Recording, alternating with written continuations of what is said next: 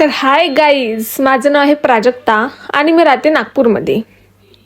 तर आज आम्हाला जायचं होतं दुपारी घुमायला, पण माझी जीजूची सवय खूप बेकार आहे तुम्हाला सांगते गाईज. त्यांनी आम्हाला दुपारी घुमायला जायचा प्लॅन केला होता, पण ते स्वतःच दुपारी जेवण करून झोपून गेले. नंतर आम्हालाच त्यांना उठवा लागलं आणि सायंकाळी त्यांनी आम्हाला घुमायला नेलं. आणि ते पण घुमायला नाही नेलं गाईज, चौपाटीमध्ये नेलं, NIT गार्डनच्या चौपाटीपाशी. पण आता इथे आणलंच आहे तर काही तर खाऊन तर जाणारच आम्ही.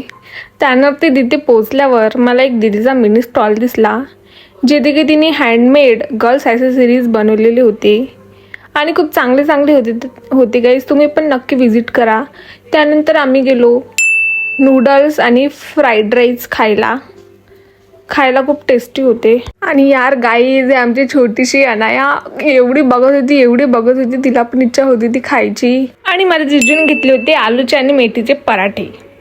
त्यानंतर आमचं सगळं खाऊन झाल्यानंतर पाणी सुरू झाला. बरं झालं खाऊन झाल्यानंतर पाणी सुरू झाला, नाहीतर आम्हाला खायलाच नसतं भेटलं गाईज.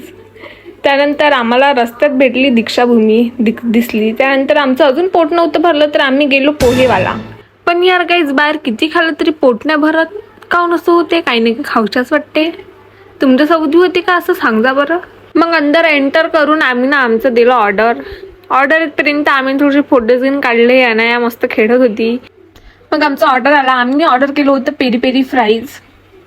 खायला मस्त होते गाईज, चटपटे एकदम टेस्टी. त्यानंतर आम्ही ऑर्डर केली हॉट कॉफी. त्यानंतर आम्ही ऑर्डर केली कोल्ड कॉफी. त्यानंतर आम्ही गेलो घरी निघायला, कारण आज माझी मैत्रीण, तिची बहीण आणि जिजू जाणार होते गावाला परत. आज सकाळी जाणार होती गावाला, पण जिजूने म्हणलं थांबून आपण सायंकाळी जाऊ. तर ते थांबले, पण आम्हाला घुमायलाच एवढी रात्र झाली की जाणं त्यांचं मुश्किल झालं. त्यामुळे ते अर्ध्या रस्त्यातून जाऊन परत वापस आले.